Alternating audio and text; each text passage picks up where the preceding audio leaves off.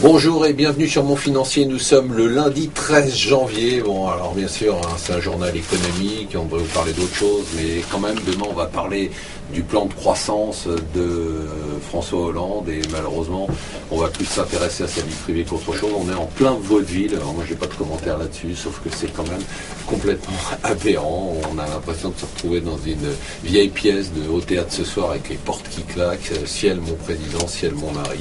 Enfin, tout ça pourrait être drôle, sauf qu'en ce moment, on devrait être concentré sur des sujets un tout petit peu plus graves.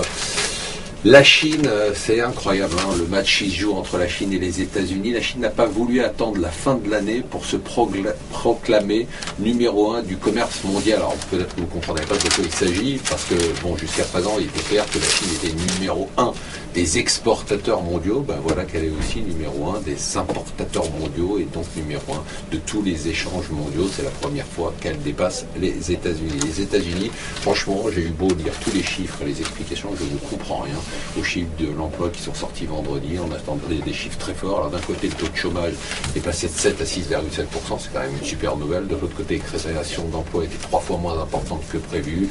Bon, bah, du coup, ce que je vous conseille, c'est de faire comme moi, c'est d'attendre le mois prochain pour essayer de comprendre quelque chose.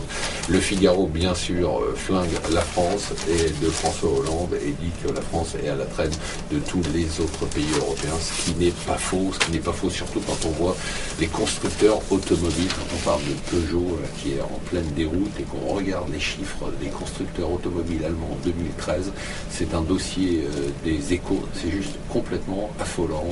15% de hausse pour Peugeot, 9 pour Porsche, 9% pour 9,7% pour Mercedes, le groupe Volkswagen qui produit 9,5 millions d'automobiles. Enfin, c'est le délire le plus total.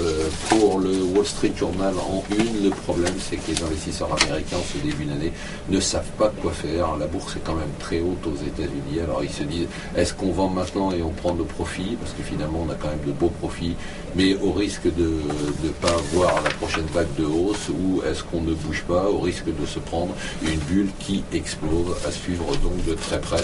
Demain donc ça sera vraiment attendu, hein, cette conférence de presse du président de la République. C'est la une des Échos qui nous dit qu'il va falloir parler de tout. Alors ce matin le MEDEF a essayé de prendre les devants en disant voilà ce qu'on vous propose, on crée nous 1 million d'emplois en 5 ans et vous baissez les charges des entreprises de 100 milliards d'euros. Alors on va voir ce que va nous dire François demain. Restez avec nous sur Mon Financier.